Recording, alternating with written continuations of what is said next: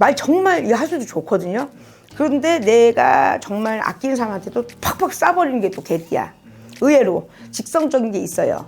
의외로 자기 마음 숨기는 듯하지만 툭툭 쏘는 그런 게 있고, 그러다 보니까 본인 상처를 본인이 또 입히는 경우가 있어. 오늘도 우리 유래호 선생님께서 1970년생이시죠. 우리 55세 되신 우리 개띠분들 운세 한번 알아볼 건데요. 우리 55세 개띠분들 운세 알아보기 앞서서 지금이 55세라는 나이까지 선생님, 이분들 어떤 삶을 좀 살아오신 분들이 좀 많았을까요? 재능이 많아서 사실 이게 좀 자랑거리가 굉장히 많았던 것 같아요. 근데 이제 초년에는 이게 솔직히 무당들도 많아요. 우리 예술 쪽에 이렇게 좀 그림을 그린다든가 패션 쪽에 있다든가 또 영업을 하더라도 옷 쪽에 이렇게 그런 분들이 많아서 보통적으로 변화변동하는 그런 사주들이 많아요. 그래서 화려한 직업을 가진 분들이 많다 보니 사실 우리가 솔직히 외롭잖아. 무당들도 많다고 했잖아. 그만큼 개띠도 은근히 많아요. 그래서 이 개띠분들이 보면 내가 정말 다재다능하게 너무 잘하는 것들이 많아. 9가지면 9가지를 다 잘하는 것 같아. 여러 가지 해놓은 걸 스펀지처럼 쫙 빨아먹고 뭘 잘 배워놓는데 조금 끈이 없다 보니 예를 들어서 여러 직업을 가질 수가 있고 변동할 수가 있는 시기들이 있어요. 그리고 특히 경수생들은 부모의 인덕은 없어. 형제의 인덕도 없어. 내가 벌어 내가 자수성가를 해야 되고 내가 읽어야 되는 사주들이 많다 보니까 이 사주들이 고생을 이렇게 하잖아요. 근데 머리들이 똑똑하고 또 상황에 따라서 눈치들이 빨라가지고 탁탁탁 이 눈치가 있으면 코치가 있다고 하잖아. 그런 식으로 힘듦을 잘 이걸 이겨내요. 그러니까 잘 돌아가게 밀어나진 않아요. 그러니까 밀어나지 않다 보니까 예를 들어서 순간적인 그런 캐치로 힘듦을 잘 지혜롭게 넘기는 분들이 굉장히 많았던 것 같고, 또 말을 이쁘게 하는 듯하지만 내 가까운 사람한테 말을 톡톡톡 쏘는 게 또 개띠 중에 띠 중에 개띠야. 말 정말 이 하수도 좋거든요. 그런데 내가 정말 아끼는 사람한테도 팍팍 쏴버리는 게 또 개띠야. 의외로 직성적인 게 있어요. 의외로 자기 마음 숨기는 듯하지만 툭툭 쏘는 그런 게 있고, 그러다 보니까 본인 상처를 본인이 또 입히는 경우가 있어. 이런 분들은 옛날에 내가 이제 상황적으로 어려운 시국을 있다 보니까 사람을 되게 좋아하면서도 밀어내는 거야. 상처 때문에. 그러면서 사람을 굉장히 좋아하면서도 늘 불안하고 의심하고, 그런 의심이 아니라 불안한 거지. 내가 언젠가 이 사람한테 버려질까? 이런 부분들 속내 잘 안 내놓습니다. 근데 얘기를 들어보면 거의 보통적으로 불안감이 많아. 그럼 우리 개띠분들 스님, 어쨌든 얘기 들어보면 되게 장점도 되게 많고 장점 많아요. 성도 되게 많으신 것 같은데 이분들 인생을 살아가면서 상처를 가장 받는 부분이 있다면 어떤 걸로 좀 많이 받으시는 거예요?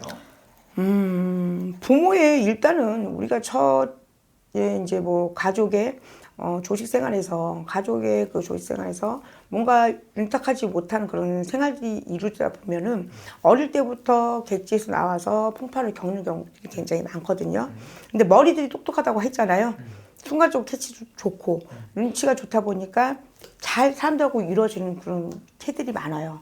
그래서 우리가 객지 풍파를 하다 보니 여러 군데 이렇게 좀 떠돌이처럼 다닐 수도 있고, 한 곳에 내가 이렇게 뿌리를 기고 가지를 못해, 초년에는. 근데 그거를 조금 이겨내면 40 이후부터 좀 좋아지는 게 개띠의 또 특징이에요. 그럼 40 이전에 오히려 힘든 사람들이 좀 많이 있다? 네, 있어요. 어떤 분들. 그럼 이런 분들 같은 경우는 결혼을 좀 늦게 하는 게 차라리 더 나은 거예요? 결혼을 뭐 늦게 하는 게 더 좋긴 한데 이성이 좀 잘 따르는 편이에요. 인기가 있고 어디를 가든 사람들이 좀 눈에 띄고. 왜냐면 뭐 이게 솔직히 뭘 못하는 사람한테 이렇게 눈에 띄진 않잖아. 잘하니까 사람이 좀 눈에 띄고, 그래서 좀 유혹들이 좀 있는 경우가 있어서. 다 그런 건 아니에요. 또 이거 뭐 배우자들이 보고 또 이런 거 아니야 이렇게 생각하면 안 되는데, 좀 인기가 많은 띠 중에 하나예요. 이제 좀 인기가 많다. 그럼 어쨌든 우리 개띠분들 갑진년 운세 한번 자세히 알아볼 건데 이분들 갑진년 한 해에는 좀 어떠한 운기들이 기다리고 있을지, 어떤 변화들이 찾아올지 말씀 부탁드릴게요. 사실 올해 해운년이 그렇게 썩 좋은 해운년은 아니에요.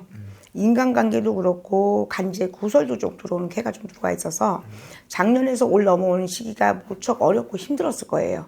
그리고 아마 내가 있었던 것도 변동, 예를 들어서 이동을 한다든가 내가 원치 않은데 내가 가는 그런 이동수가 좀 들어와 있어서 초에는 조금 이루어지는 게 내가 너무 힘들고 벅찬 일이 좀 생긴다라고 표현을 할 수가 있는데, 이게 지금 4월까지는 좀 그래요. 4월까지는 무척 좀 어렵고 힘든 시기를 지나고 4월 이후 5월 6월 이후부터는 조금 내가 운기가 좀 딱하게 넘어간다라고 표현을 할 수가 있어요.